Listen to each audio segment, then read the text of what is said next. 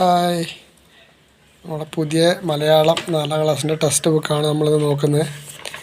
അതിൽ ഉള്ളടക്കത്തിൽ ആദ്യ യൂണിറ്റിൽ മണ്ണാങ്കട്ടയും കരിയിലയും അരികെ അകലെ അങ്ങനെ 2 പാഠങ്ങളാണുള്ളത്. രണ്ടാമത്തെ യൂണിറ്റിൽ എൻ്റെ പേര് ഇനിയും മുന്നോട്ട്, ചേർത്ത് പിടിക്കാം, തോൽക്കാൻ മനസ്സില്ല. അതുപോലെ 3ാം യൂണിറ്റ് കാറ്റേ കടലേ, മാനത്തും താഴത്തും, അതിരും കതിരും എന്നിങ്ങനെയാണ് പാഠങ്ങൾ വരുന്നത്. അതിൽ 1ാമത്തെ യൂണിറ്റിൻ്റെ പേരെന്താ? ചിറക് വിരിച്ച എന്നാണ്. ആ പേരിനോട് അനുവൃത്തമാക്കുന്ന രീതിയിലുള്ള പാഠങ്ങളാണ് ഇതിലുള്ളത്. അതുമാത്രമല്ല, മുമ്പത്തെ ബൈഹാർട്ട് പഠിത്തത്തിൽ നിന്നും മാറിക്കൊണ്ട് ഉള്ളൊരു പാഠഭാഗമാണ് ഈ വർഷത്തിൽ മാറി വന്നത്. അപ്പോൾ നമുക്ക് ആദ്യ യൂണിറ്റായ ചിറക് വിരിച്ച് അത് നോക്കാം. ചിറക് വിരിച്ച് 1ാമത്തെ യൂണിറ്റായി കടക്കുമ്പോൾ തന്നെ നല്ല ചിത്രം കാണാം. എന്തെല്ലാമാണ് ചിത്രത്തിൽ കാണുന്നത്?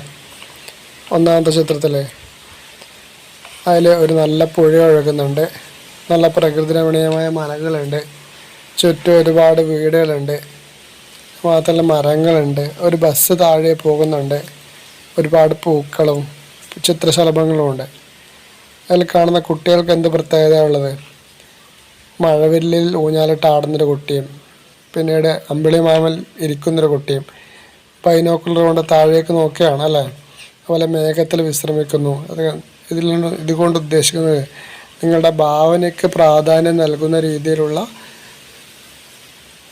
പാഠഭാഗങ്ങളാണ് 1ാമത്തെ യൂണിറ്റിലുള്ളത്. അതിലായിട്ടുള്ള ആദ്യ പാഠം തന്നെ അതിനൊരു ഉദാഹരണമാണ്. വിഷ്ണു പ്രസാദ് എഴുതിയ ചിറകുള്ള ബസ്സാണ് ആദ്യ ഗദ്യ കവിത നമ്മുടെ വാതിലായിട്ട് കൊടുത്തിട്ടുള്ളത്. യാത്രയുടെ അതിരുകളില്ലാത്ത ഭാവനാലോകം തുറന്നിടുന്ന വിഷ്ണു പ്രസാദിന് എഴുതിയൊരു കവിതയാണിത്. ഓക്കെ, വിനോദയാത്രയ്ക്കുള്ള ആഹ്ലാദം പങ്കിടുന്ന രചനയാണ് ഇവിടെ കൊടുത്തിട്ടുള്ളത്. ചിറകുള്ള ബസ് എന്ന കൃതിയിൽ നിന്നുള്ള ഒരു ഭാഗമാണിത്. ഇതിൽ പ്രധാനമായിട്ട് പറയുന്നത്, ഇവിടെ ഒരുപാട് ചിത്രം കാണുന്നില്ലേ? ബസ്സിൽ ഒരുപാട് കുട്ടികൾ പറന്ന് പോകുന്ന ബസ്സല്ലേ. സാധാരണ ബസ് അങ്ങനെ ആവണോ പോലെ അല്ല, താഴെ കൂടെയാണല്ലേ. എന്നാൽ ഇതിൽ ഒരുപാട് കുട്ടികൾ അതിലിരുന്നിട്ട് ആകാശത്തിലൂടെ പറന്ന് പോകുന്നുണ്ടല്ലേ. അത് നമുക്ക് ആ ചിത്രത്തിൽ കാണുമ്പോൾ തന്നെ പെട്ടെന്ന് മനസ്സിലാവുന്നുണ്ടല്ലേ.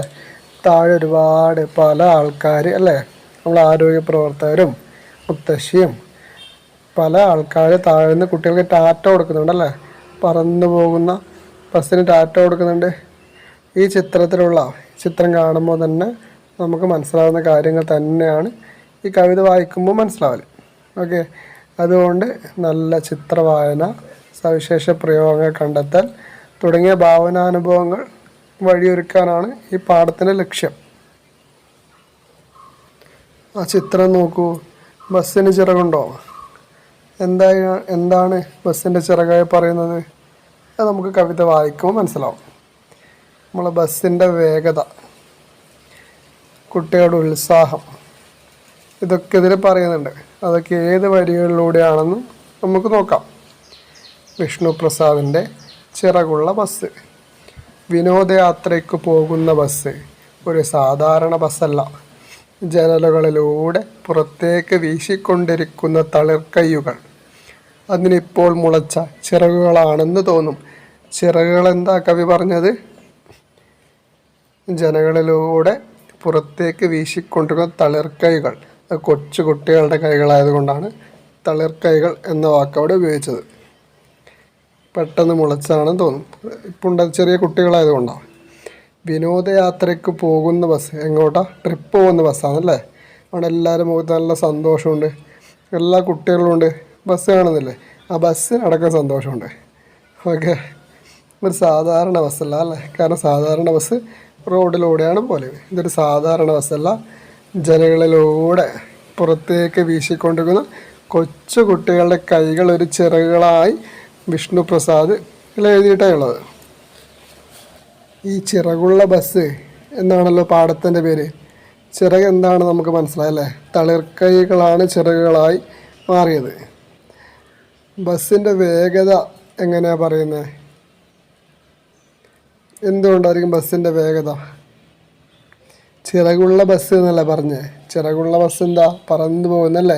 വേഗത്തിൽ പോകുമ്പോഴാണല്ലോ പറക്കുന്നത് നമുക്ക് തോന്നുന്നത്. അതുകൊണ്ട് ചിറകുള്ള ബസ് എന്നത് ബസ്സിൻ്റെ വേഗതയായി നമുക്ക് തോന്നാം. എങ്ങനെയാണ് ഇതിൻ്റെ വേഗത ഈ കവിതയിൽ പറയുന്നത്? നമുക്ക് നോക്കാം. കുട്ടികൾക്ക് നല്ല ഉത്സാഹം ഉണ്ടല്ലോ. കുട്ടികളുടെ മുഖത്തേക്ക് നോക്ക്. വിനോദയാത്രയ്ക്ക് പോകുന്നതല്ലേ? ആ കുട്ടിയുടെ ഉത്സാഹവും യാത്രക്കാരുടെ സന്തോഷവും യാത്രയുടെ രസവും ഇതൊക്കെ വേഗത വർദ്ധിപ്പിക്കുകയാണ്. കാണാൻ പോകുന്ന കാഴ്ചകളെക്കുറിച്ച് പ്രതീക്ഷ, ഇതൊക്കെ വേഗത വർദ്ധിപ്പിക്കുകയാണ്. അതാണ് ഈ വിനോദയാത്രയ്ക്ക് പോകുന്ന ഈ ബസ്സിന് ചിറകുകൾ മുളക്കാൻ കാരണം. ബസ്സിന് ചിറക് മുളയ്ക്കുന്നുണ്ടല്ലോ.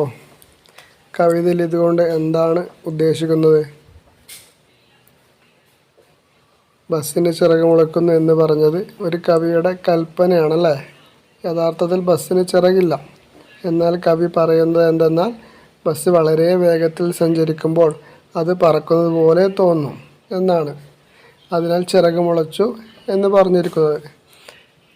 ആ ബസ്സിന് ചിറക് മുളച്ചു, അതായത് വളരെ വേഗത്തിൽ പോകാൻ കാരണം എന്താ പറഞ്ഞു അല്ലേ?